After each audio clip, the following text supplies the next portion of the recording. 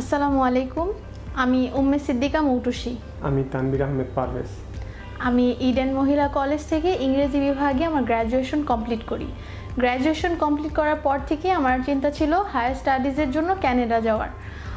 এই সুবাদেই আমি অনেক এজেন্সি ঘুরে দেখেছি এবং যাচাই বাছাই করে আমি ভেবেচিন্তে ডিসিশন নিয়েছি আমি আমার ফাইলটি ইনফো স্টাডির থ্রুতে সাবমিট করব।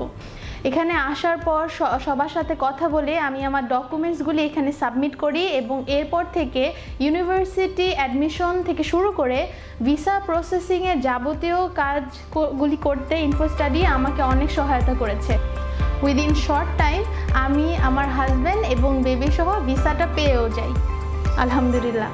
আর ইনশাল্লাহ ডিসেম্বরে আমাদের ফ্লাইট, তাই আমি রেকমেন্ড করছি আমার মতো যারা হায়ার স্টাডিজের জন্য ক্যানাডা অথবা অন্য কোনো কান্ট্রি যেতে চায় তারা একটিবার হলেও ইনফো স্টাডিতে এসে দেখে যাবেন।